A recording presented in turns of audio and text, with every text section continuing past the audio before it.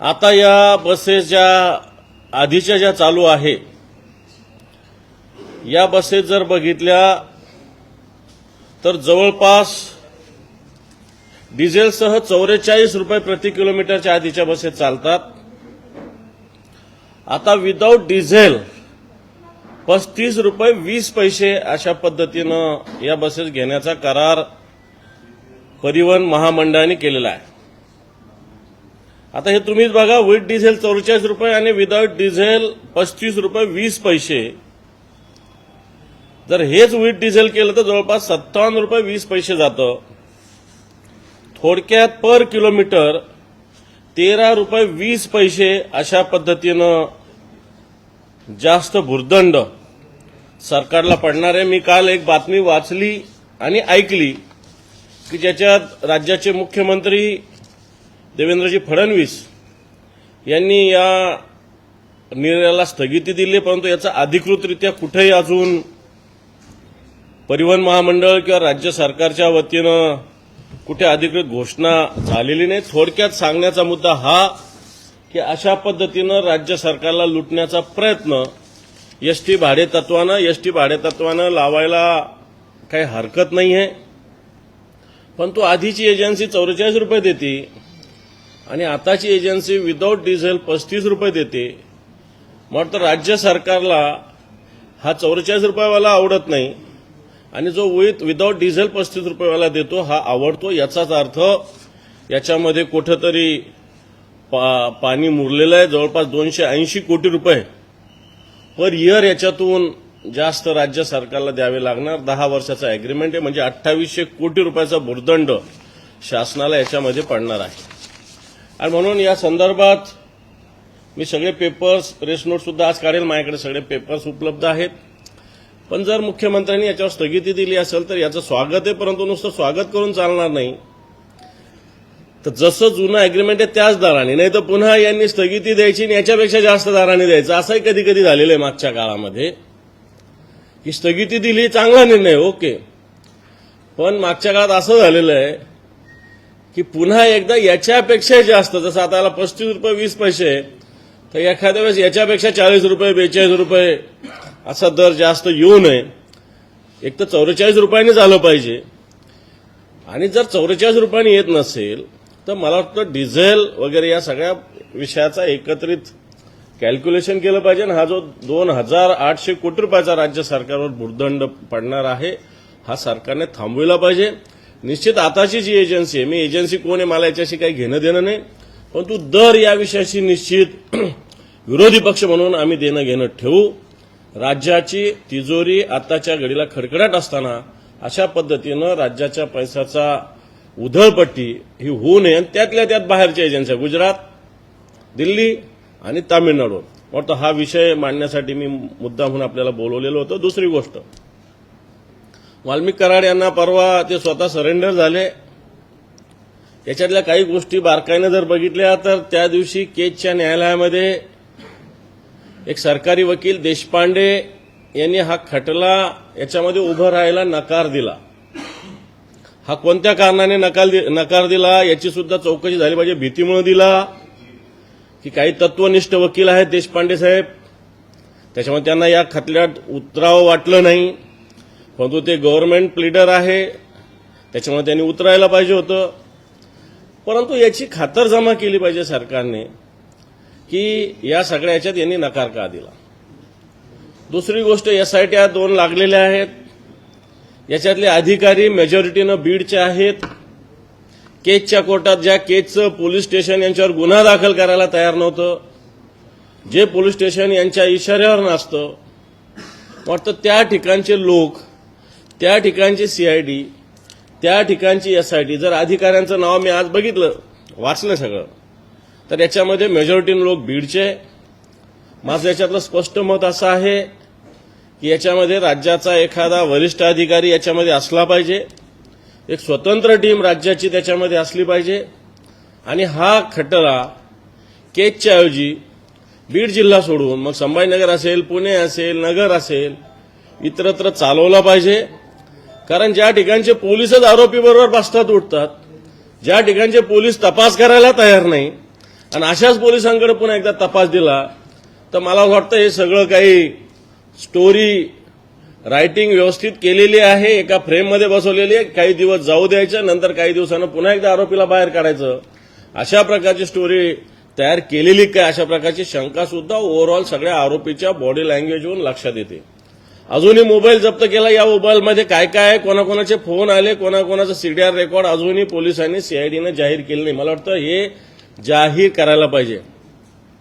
कोणी म्हणेल मी या खटल्यामध्ये नाही, मी याच्यामध्ये नाहीये, परंतु प्रत्यक्ष अप्रत्यक्ष पाठिंबा सपोर्ट असणारा, सहभागी असणारा सुद्धा या खटल्याचा आरोपी होऊ शकतो, नव्हे तो झालाच पाहिजे. आणि म्हणून या सगळ्या आरोपींचे मोबाईल जप्त झाले, याच्यामधले व्हिडिओज काय आहे, यांना कोणाकोणाचे फोन आले, कारण 3 तासाचा काळ मधला आहे, या 3 तासाच्या काळामध्ये काय काय झालं हे सगळ्यात महत्वाचं आहे. हे लवकरात लवकर बाहेर येण्याची सुद्धा आवश्यकता आहे. म्हणजे याच्यातला सगळ्यात महत्वाचं, या सगळ्या एसआयटीच्या टीम आहे, याच्यामध्ये महाराष्ट्रातले तरबेज अधिकारी याच्यात नियुक्त केले पाहिजे आणि हा खटला बीड जिल्ह्याच्या बाहेर चालला पाहिजे.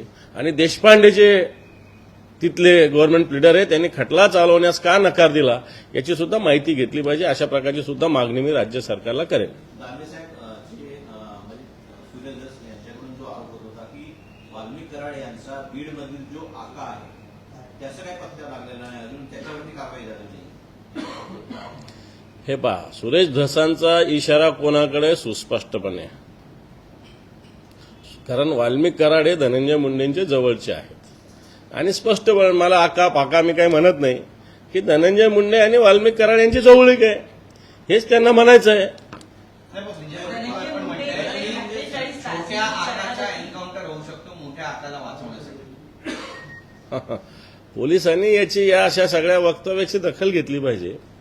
कारण मला तरी ही लुटूपुटूची लढाई वाटू लागलेली अटकेनंतर स्वतःहून 14 दिवस. आणि तुम्हाला चांगलं आठवत असेल, आपल्यातले बरेच जण नागपूरला होते. मी अधिवेशनात वाल्मिक कराड नागपूरजवळ एका फार्म हाऊसवर आहे असा आरोप केला होता आणि सगळ्या तपासात आता बाहेर येतं की वाल्मिक कराड अधिवेशन काळात तिथं होते. म्हणजे माझा आरोप सत्य होता एक. पण आणखी सांगतो की आतापर्यंत मला कधीही एकाही पोलीस अधिकाऱ्याचा फोन नाही आला की तुम्ही हा आरोप केला होता, कोणत्या आधारावर केला होता, काय आधारावर केला होता. मला वाटतं ही पोलीस यंत्रणा आपली. याचाच अर्थ जर पोलिसांना शोधायचं असतं तर त्याच वेळेस, त्याच दिवशी, त्या क्षणाला, कारण बऱ्याच वेळेस राज्य सरकार अशा पद्धतीनं सभागृहात बोलल्यानंतर ताबडतोब याच्यासाठी पावलं उचलत असतं. सभागृहात बोलण्याला एक अर्थ असतो, एक ताकद असते आणि ते बोलल्यानंतर राज्य सरकार इमिजिएट या विषयानं तपास करत असतं, किमान चौकशा करत असतं. परंतु मी त्या दिवशी अधिवेशनानंतर सुद्धा आपल्याला सांगितलं होतं की मला साधा फोनही कोणत्याही पोलीस अधिकाऱ्याचा आला नाही. परंतु आता तपासातून हे स्पष्ट होतंय की वाल्मिक कराड नागपूरमध्ये होते.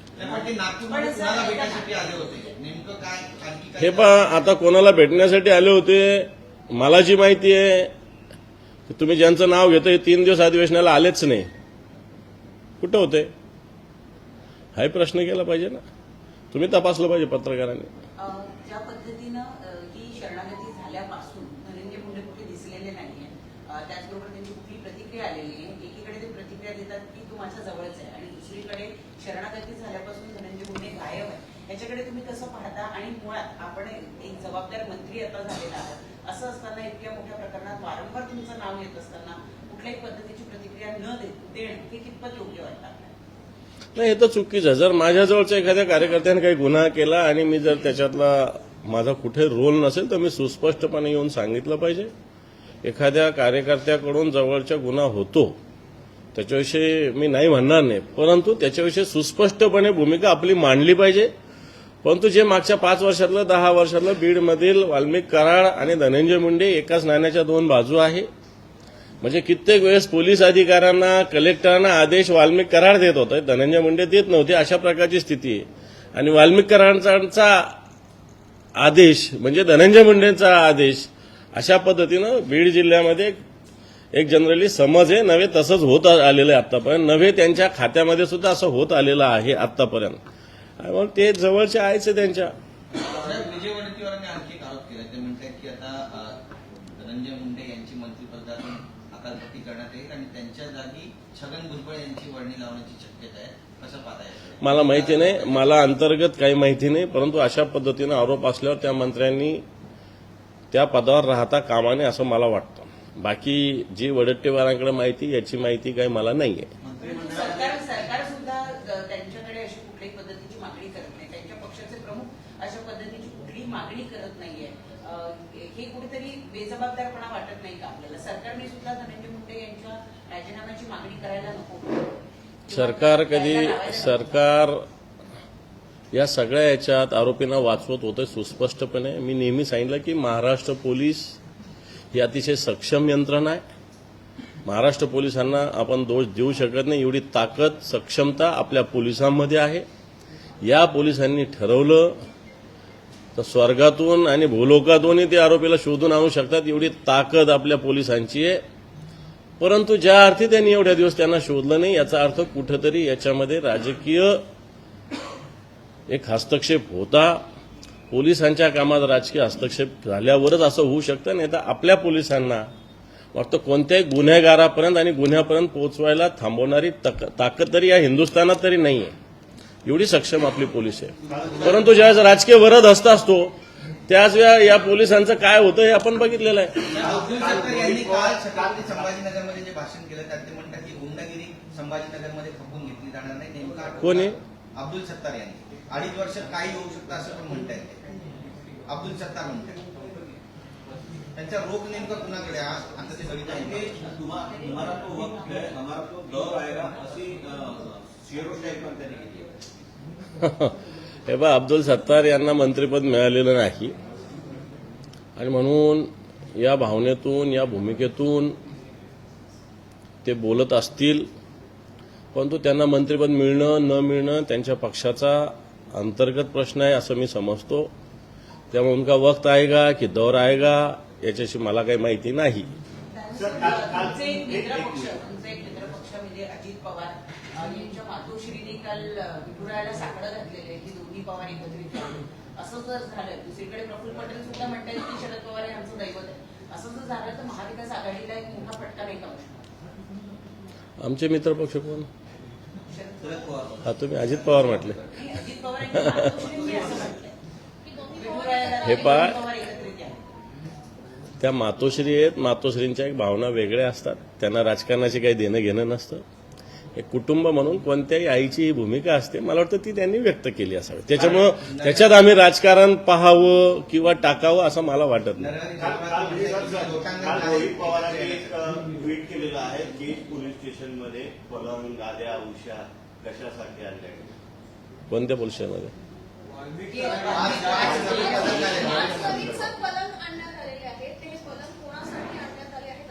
रिझर्व्ह पोलीस स्टेशनला घ्यायचं होतं, महाराष्ट्रातल्या इतर पोलीस स्टेशनला का नाहीये? आरोपींना सोयी सुविधा देण्यासाठी केलंय. हे पहा, मी तुम्हाला सांगितलं हे सगळं बिलकुल फिक्सिंग ज्याला म्हणतायत असं एकंदर चित्र बॉडी लँग्वेजवरून सगळं क्लिअर दिसतंय. तू मारल्यासारखं कर, मी रडल्यासारखं कर. मग वाल्मिक कराड यांना सोडणाऱ्या गाड्या कोणाच्या होत्या? त्या मागच्या आठवड्याभरात कोणाच्या ताफ्यात होत्या? ते व्यक्ती कोण? ते कुठं लपले होते? गाड्या कोणत्या कोणत्या ते वापरत होते? मला वाटतं सुस्पष्टपणे समोर आलेलं आहे.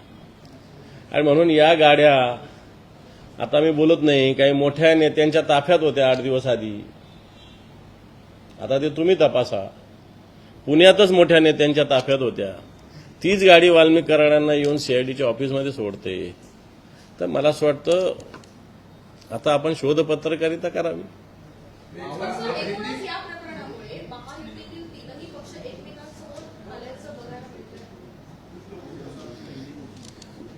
तीन पक्ष एकमेकांसमोर आले नाही आले मला माहिती नाही, पण सरकार निश्चित या प्रकरणात बोटचेपी भूमिका घेतंय असं माझं स्पष्ट मत आहे. सर, राजन साळवी नाराज आहेत का आणि ते भाजपमध्ये जातील अशी चर्चा आहे. पक्षाची नेमकी त्यांच्याबद्दलची भूमिका काय? नाही, मला याच्यातली माहिती नाही. नाराज आता निवडणुकीत मला असं वाटतं जय पराजय होत असतो. ही भूमिका सगळ्यांनीच ठेवली पाहिजे. प्रत्येक वेळेस आपण जिंकूच अशातला काही भाग नाही. एखाद्या वेळेस हारणं सुद्धा होत असतं. जय पराजय एकाच नाण्याच्या दोन बाजू मला वाटतं तशा पद्धतीनं सगळ्यांनी घेतल्या पाहिजे. आणि येणाऱ्या काळात जय मिळवण्यासाठी कामाला लागलं पाहिजे, असं माझं एक शिवसैनिक म्हणून स्पष्ट भूमिका आहे आणि मला असंच वाटतं. पक्षाचे 9 नगरसेवक पुण्यातले हे आज भाजपमध्ये प्रवेश करतात, हा एक मोठा फटका नाहीये का? हे पहा, आता तर नगरसेवक कोणीच नाही या राज्यामध्ये, सगळे माजी नगरसेवक आहे. आणि मग वेगवेगळे प्रलोभनं वेगवेगळ्या गोष्टीमुळे कोणी जात असेल तर त्याला आम्ही रोखू शकत नाही. परंतु जनता जनार्दन निश्चित शिवसेना प्रमुख बाळासाहेब ठाकरे, मान्य उद्धवजी ठाकरे, ठीक एका निवडणूक आमचा पराभव झाला आणि पराभव काही राजकीय कार्यकर्त्याला नवीन असतो अशातला भाग नाही. तुम्ही पुन्हा राजकीय कार्यकर्त्याच्या ओव्हरऑल राजकीय कारकिर्दीमध्ये पराभव सुद्धा असतोच आणि तो आपण स्पोर्ट्स म्हणजे खिलाडू वृत्तीनं स्वीकारावा असं मला वाटतं. एखादा पराभव झाला म्हणून पक्ष बदलणं मला वाटतं काही दुसऱ्या अडचणीमुळे बदलत असेल कोणी तर मी समजू शकतो, पण पराभव बदलावा नाही असं मला वाटतं. पुन्हा एकदा अशी बातमी येते की तुम्ही शिंदे गटाकडे आकर्षित झालेले वृत्तपत्रामध्ये अशी बातमी. मी बोललोच नसतो, इथं पत्रकार परिषद घेतली नव्हती. मला असं वाटतं खोट्या अफवा काही वर्तमानपत्रांनी आमच्या संभाजीनगरातल्या अशा पद्धतीनं पेरल्या जातात. मी शिवसेना प्रमुख मान्य बाळासाहेब ठाकरे, मान्य उद्धवजी ठाकरे यांच्या नेतृत्वाला मानणारा शिवसैनिक आहे, विचाराला मानणारा शिवसैनिक आहे. मी सांगितलं मी एक राजकीय कार्यकर्ता आहे, एक सामाजिक कार्यकर्ता आहे. निवडणुकीत यश अपयश या एकाच नाण्याच्या 2 बाजू आहे. जसं यश बऱ्याच वेळेस मिळवलं तसं अपयश एखाद्या दिवस पचवावं लागतं. मला वाटतं ते राजकीय कार्यकर्त्यांनी पचवावं, त्याच्यातच परिपक्वता दिसते. आणि ते जर पचवता नाही आले तर तो कार्यकर्ता नाही, तो संधी साधू कार्यकर्ता होऊ शकतो.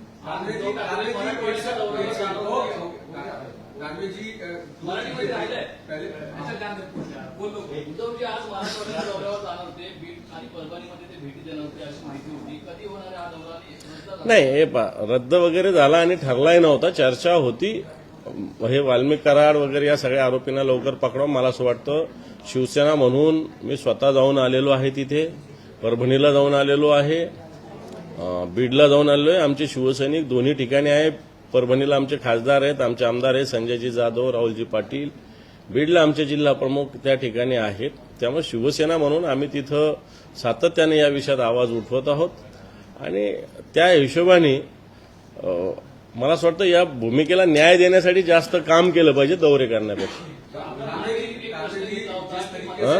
दालनावरती कोट्यावधीचा खर्च होतोय, अद्याप ही निविदा काढलेल्या आहेत, मात्र कार्यालय असेल बंगल्यांवरती कोट्यावधीचा खर्च केला जातो.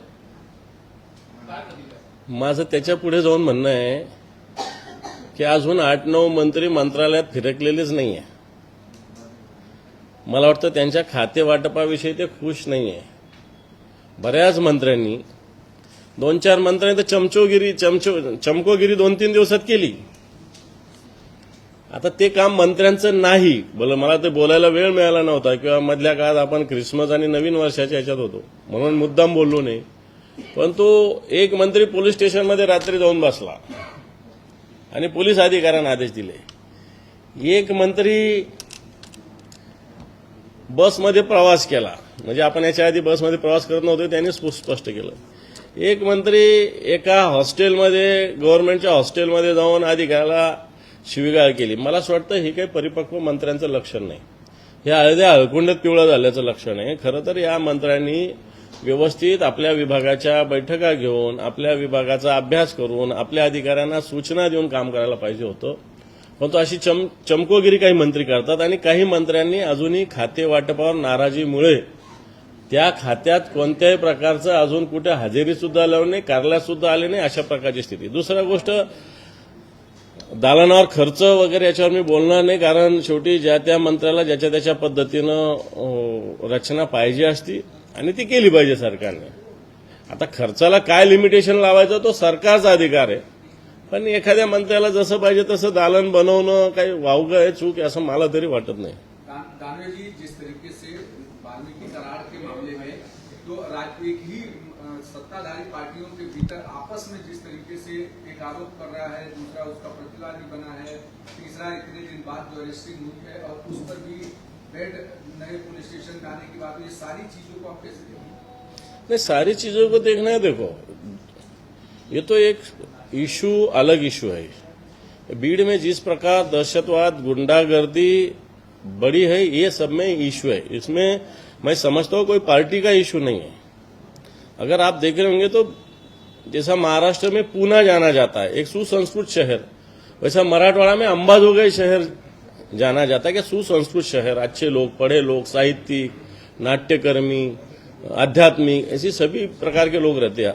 अब उनको सुरक्षित नहीं लग रहा है, तो ये इश्यू पॉलिटिकल नहीं लेते हुए ये एक सोशल इश्यू है, दहशतवाद का इश्यू है। लेकिन भीड़ में जिस प्रकार सुरेश धस जी ने धनंजय मुंडे और पंकजा मुंडे इन पे आरोप किया है, तो उन्होंने उनके सीएम को जाके बोलना चाहिए था ये सब बातें। बाहर क्यों बोल रहे हो? वो तो भारतीय जनता पार्टी के नेता है, इसमें उनके वहां का लोकल पॉलिटिक्स छुपा है, ऐसा मेरा कहना है कि जिस प्रकार सुरेश धस को विधानसभा में कुछ जगह विरोध किया गया ऐसा उनको लगता है, और जो विरोध हुआ उसको ये मुंडे जिम्मेदार है ऐसा वो मानते हैं, इसलिए वो पर्सनल आरोप उन पे कर रहे हैं। अभी हम समझते हैं कि वो भी सत्ताधारी पार्टी के मेंबर है, ये भी सत्ताधारी पार्टी के मेंबर है, तो उन्होंने तो सीएम के पास जाके सब कार्रवाई करने को बोलना चाहिए ना। वो नहीं कर रहे हैं, वो सीएम को अच्छा बोल रहे हैं, और 21 दिन आरोपी ने पकड़े जाते तो सीएम अच्छे कैसे हो सकते हैं? तो ये तो गलत बात कह रहे हैं ना वो भी। सीएम जिस तरीके से कह रहे हैं कि महाराष्ट्र में गुंडागर्दी नहीं चलेगी और एक जो भी इसके पीछे होगा संतोष देशमुख की हत्या के पीछे उसको निकाला जाएगा और उसके खिलाफ फांसी की सजा होने तक सरकार कार्रवाई। ये देखो, परसों रात को नागपुर में 2 खून हुए हैं। सीएम साहब उनके नागपुर में के ही लॉ एंड ऑर्डर संभाल नहीं सक रहे हैं। भीड़ का आरोपी उन्होंने नहीं पकड़ा है, वो खुद आके सरेंडर हुआ है। पुणे में रह रहा था, वो मध्य प्रदेश में रह रहा था, गोवा में रह रहा था, वहां भी बीजेपी की सरकार है मध्य प्रदेश में, गोवा में भी बीजेपी की सरकार है, और वो पुणे में रह रहा था। उन्होंने नहीं पकड़ा है, वो शान से आया पुलिस स्टेशन में, हीरो जैसा आया, हीरो जैसा सरेंडर हुआ। वो कुछ क्रिमिनल जैसा नहीं आया, जो बोल रहे थे ना हम मुस्काम बांधू नानू, कुछ नहीं किया सरकार ने वैसा। अजित पवार की माताश्री ने कहा है कि अजित पवार और शरद पवार साथ में आए, और प्रफुल्ल पटेल का बयान आया कि हमारे लिए शरद पवार देवता जैसे हैं। किस तरह से देखते हैं आप ये? आपको कितना नुकसान हो सकता है इससे अगर दोनों का कोई रिलेशन होता है? ये देखो, अभी होता है, ये किसने सोचा है, ये आपकी मनगढ़ंत बातें हैं, लेकिन एक माँ की भावना इस एंगल से उसको लेना चाहिए, उसमें राजनीति नहीं लाना चाहिए, ये मैं समझता हूं। और रही प्रफुल्ल पटेल की बात, तो वो तो संधि साधु है, बात उधर की करने की और उनके पार्टी का अध्यक्ष दूसरे को बनाने का, ऐसा वो करते। इधर शरद पवार को भी वही सपोर्टर और उधर अजित पवार, ये तो दोहरी राजनीति हुई। माँ को इसमें नहीं लाना चाहिए, ये मैं समझता हूं। माँ की एक राजनीति से माँ की भावना को नहीं जोड़ना चाहिए। माँ की एक अलग भावना होती है कि हर भाई, हर सब परिवार एक जगह आना चाहिए, कोई भी माँ की भावना होती है।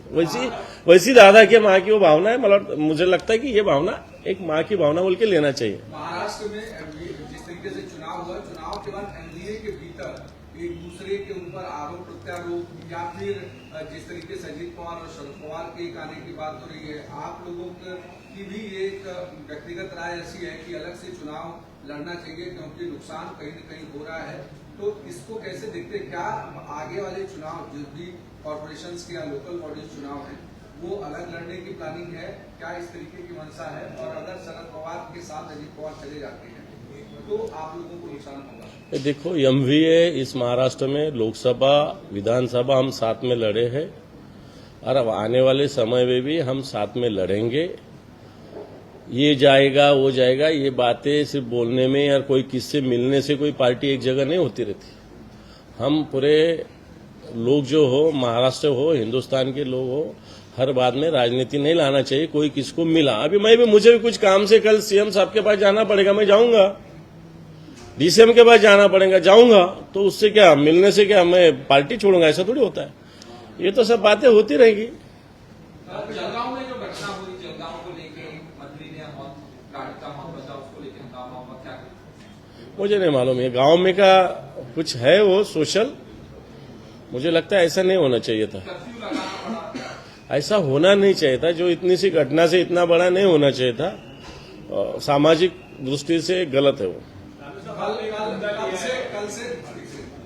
कल से कुछ खबरें ऐसी वायरल हो रही है कि शिवसेना, आप लोगों की शिवसेना में मीटिंग मीटिंग के दौरान कुछ संजय राउत के ऊपर हमला किया गया या गाली गलौज किया गया, झगड़ा किया गया अंदर से कि इनकी वजह से पार्टी को नुकसान हुआ। कल से तमाम सारे सोशल मीडिया पर और ट्रेंडिंग में खबरें ऐसी आ रही है, क्या सच्चाई है? क्योंकि आप ऐसा नहीं है कुछ भी। संजय राउत साहब हमारे शिवसेना के वरिष्ठ नेता है, हाँ, लेकिन शिवसेना में भावना, हमारी बात रखने का अधिकार शिवसैनिक को होता है। वो हम पार्टी चीफ माननीय उद्धव जी के सामने रख सकते हैं, लेकिन रखना यहाँ तक हमारा अधिकार है। क्या करना वो पार्टी चीफ माननीय उद्धव जी का अधिकार है। और शिवसेना नेता और संजय राउत साहब भी हमारे सीनियर लीडर है। हमारे पार्टी में ऐसे संस्कार शिवसैनिकों पे नहीं है। साहब, आज का सामना जो बात है उसके एडिटोरियल में एक सेंटेंस लिखा गया। उन्होंने कहा कि मुख्यमंत्री के लीडरशिप की करीबी लोगों का मानना है कि वो डिप्रेशन में, आपकी ही सामना बाकी उसके लिखा गया। इसको किस परिप्रेक्ष्य में लिखा है, किस कॉन्टेक्स्ट में लिखा है? ये देखो, कोई सीएम का डीसीएम होने बाद तो थोड़ा तो भावना ये होती है ना। चीफ रिपोर्टर से डायरेक्ट सीधा सिंपल रिपोर्टर रहा तो उसका कुछ ना कुछ तो भावना दुखती है। दिल्ली यूनिवर्सिटी में एक नया कॉलेज खोला जा रहा है जिसकी नींव जो है वो पंतप्रधान खुद रखने वाले हैं। उसका नाम जो है वो स्वातंत्र वीर सावरकर के नाम पर रखा जा रहा है। कहाँ पे हो? दिल्ली में वीर सावरकर के नाम पर वो रखा जा रहा है। तो इसे कैसे देखते हैं? अच्छा है, सावरकर जी को तो भारत रत्न देना चाहिए। हम तो बार बार मांगनी कर रहे हैं ना, शिवसेना तो बार बार मांगनी कर रहे हैं सावरकर, ये भारत रत्न इनको देना चाहिए। ये तो हमारी मांग बार बार रही है। अच्छा, सिर्फ सावरकर का नाम कॉलेज को होके नहीं चलेगा, सावरकर के विचार भी सब में लाना चाहिए। सरकार सिर्फ सावरकर का नाम लेती है लेकिन विचार तो नहीं लाती है। सर, उत्तर प्रदेश में कुंभ मेले का आयोजन हो रहा है, इसमें अखिल भारतीय की तरफ से कहा गया है कि जो दुकानें हैं वो मुसलमानों को ना दी जाए, सिर्फ हिंदुओं को दी जाए। इस पर क्या करें? ऐसा नहीं होगा। दुकान क्या धर्म की थोड़ी होती है? दुकान जो सामान है उसकी होती है, धर्म की थोड़ी होती है। एक मुद्दा दिया आपने, एमएसआरटीसी ने 1300 बसेस का एलओआई निकाला था जो करंट लास्ट कॉन्ट्रैक्ट से ज्यादा है, और अभी सीएम ने उसको कैंसिल किया। कैसे देखते?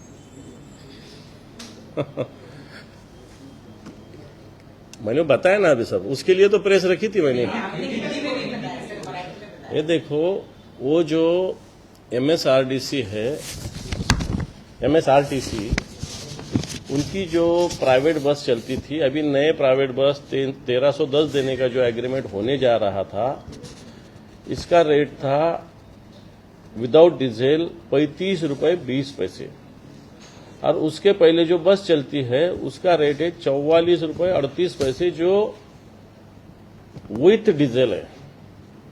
तो हमारा मानना ऐसा है कि इसमें कम से कम 15 रुपये 70 पैसे ज्यादा नए एग्रीमेंट में हम दे रहे हैं। 10 साल का एग्रीमेंट है, हर साल 280 करोड़ का इसमें भ्रष्टाचार होगा। 10 साल में 2800 करोड़ रुपए स्टेट के इसमें नुकसान होगा।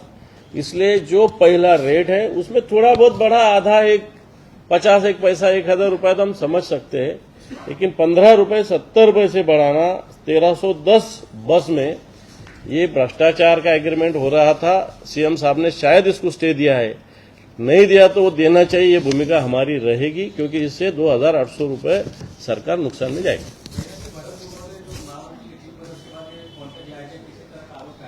मैं किसी के भी पर्सनल आरोप नहीं कर रहा हूं। सरकार का 2800 करोड़ रुपए बचना चाहिए, ये मेरी लीडर ऑफ ऑपोजिशन नाते से भूमिका है। मैं कोई व्यक्ति पे टिका नहीं कर रहा हूं। मैं ये कह रहा हूं कि इससे राज्य के 2800 करोड रुपए बचना चाहिए। सर, मराठीत सांगा की दिल्लीतल्या एका कॉलेजला सावरकरांचं नाव दिलं जात आहे. आपल्याला कशाचं कॉलेज बनते? नाही, दिल्ली विद्यापीठाच्या वतीनं नाही, काही हरकत नाही ना. स्वातंत्र्यवीर विनायक दामोदर सावरकरांचं नाव एखाद्या महाविद्यालयाला देणं काही चुकीचं आहे असं मला वाटत नाही. स्वातंत्र्यवीर विनायक दामोदर सावरकरांना भारतरत्न द्यावा ही भूमिका आम्ही तरी मांडलेली आहे, वारंवार आम्ही मांडलेली आहे. परंतु सावरकरांचा विचार, सावरकरांचा विज्ञानवादी विचार, साहित्यिक विचार, देशभक्तीचा विचार, आज पंतप्रधान, मी काय पंतप्रधानावर टीका करणं योग्य नाही होणार माझ्याकडून, परंतु मला असं वाटतं सावरकरांच्या नावाने फक्त महाविद्यालय होऊ नये, तर सावरकरांच्या विचाराचं सुद्धा अंमलबजावणी सरकारने करावी. कारण सावरकर उदारमतवादी होते, विज्ञानवादी होते. आणि आताचं सरकार हे मला वाटतं अजूनही पुण्या जुन्या काळात जायच्या परिस्थितीमध्ये आहे. जसं आता कोणतरी सांगितलं की दुकान मुसलमानाला देऊ नये, हिंदूला द्यावं, हे काय विचार आहे का? सावरकरांच्या विज्ञानवादी विचाराचा विचार करा. सावरकर काय काय बोलत होते, सगळ्या विषयात काय काय त्यांनी विचार केलेला आहे. त्यानुसार भाजपच्याच एका माजी नगरसेवकानं मुंबई महानगरपालिकेच्या अधिकाऱ्यांच्या विरोधात लाचलुचपत विभागामध्ये तक्रार केलेली आहे. त्यांचं म्हणणं आहे की ज्या कंपनीला दंड ठोठावण्यात आला होता 65 कोटी रुपयांचा, त्यांच्याकडनं दंड ठोठावण्यात आलेला नाही आणि सिमेंट कॉन्क्रीटच्या रस्त्याचं कंत्राट ते एकनाथ शिंदे हे युटी मिनिस्टर असताना दिले गेलेले होते, ते अजूनही पूर्ण करण्यात आलेले नाही. 6 महिने होऊन गेले, दुसरा जो कंत्राटदार आला त्यानेही काम केलं. हे पहा, हे मान्य आदित्यजी ठाकरे साहेब शिवसेना नेते यांनी वारंवार सांगितलेलं आहे. रस्ते, मुंबईतील रस्ते याचं जे सिमेंटीकरण करण्यात येणार होतं, हे ज्यावेळेस 3 वर्षापूर्वी सांगितलं की 6 महिन्यात काम होईल, आज 3 वर्ष झाले, 25% सुद्धा काम पूर्ण नाही. ही एजन्सी बदल, ती एजन्सी बदल, नवीन कॉन्ट्रॅक्ट दे, याच्यामध्ये सरकार या गुत्तेदारीमध्ये, कॉन्ट्रॅक्टच्या राजकारणामध्ये आणि टक्केवारीमध्ये अडकलेलं आहे. आणि त्याच्यात जर एखाद्या भारतीय जनता पार्टीच्या जागरूक नगरसेवकांनी तक्रार केली असेल तर त्यात काही वावगं मानायचं काही कारण नाही. अनेक भारतीय जनता पार्टीच्या नगरसेवकांच्या अशा तक्रारी आहेत. परंतु ही अँटी करप्शन ब्युरोला तक्रार केलेली आहे, लाचलुचपत प्रतिबंधक विभागाला तक्रार केलेली आहे. चौकशी करावी लाचलुचपत प्रतिबंधक विभागाने. आता ज्यांनी तक्रार केली त्यांनी गृहमंत्र्याला भेटून लवकर चौकशी करायला सांगावं, एवढंच माझं म्हणणं आहे त्याला. चला, थँक्यू.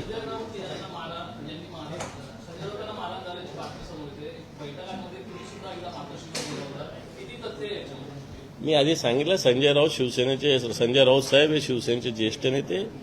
शिवसेनेमध्ये नेत्यांचा एक एवढा पक्षप्रमुखानंतर मान हा नेत्यांचा असतो आणि तो मान संजय राऊतांना आम्ही सगळे शिवसैनिक देत असतो आणि देणार.